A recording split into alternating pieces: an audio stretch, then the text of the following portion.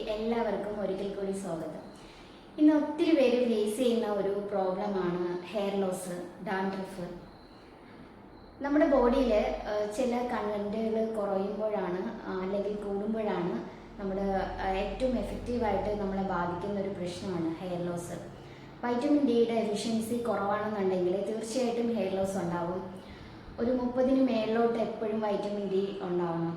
പിന്നെ thyroid ഗ്രന്ഥികളുടെ problems വരുമ്പോഴും hair loss ഉണ്ടാവും. അലർജിക് പ്രശ്നങ്ങൾ, ആർത്രൈറ്റിക് പ്രശ്നങ്ങൾ, പിന്നെ നമ്മുടെ ബോഡിയിൽ അയൺ കണ്ടൻറ്റ് കുറയുമ്പോൾ, ടെൻഷൻ കൂടുമ്പോൾ, ഇങ്ങനെയുള്ള ഒരുപാട് പ്രോബ്ലംസുകൾ വരുമ്പോഴാണ് പലർക്കും പല രീതിക്ക് ഹെയർ ലോസ് എഫക്റ്റ് ചെയ്യുന്നത്.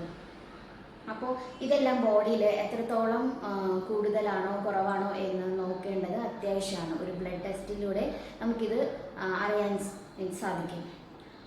ഓക്കെ, ഇപ്പം ഞാനൊരു ടിപ്സ് പറഞ്ഞുതരാം. ഒരു പരിധി വരെ നമുക്ക് ഹെയർ ലോസ് കുറയ്ക്കാനായിട്ട് സാധിക്കും.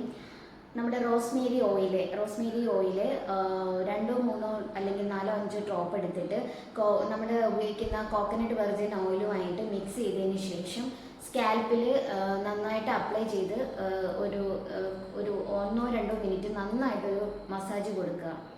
ഇത് ഒരു 2-3 ആഴ്ചയിൽ ഇത് കണ്ടിന്യൂസ് ആയിട്ട് ഈ ഒരു മെത്തേഡ് ചെയ്യുകയാണെന്നുണ്ടെങ്കിൽ തീർച്ചയായിട്ടും ഒരു നല്ല പരിധി വരെ നമുക്ക് ഹെയർ ലോസ് കുറച്ചു കൊണ്ടുവരാൻ സാധിക്കും.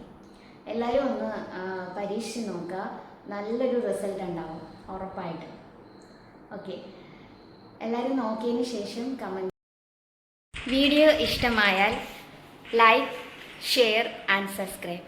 Thank you.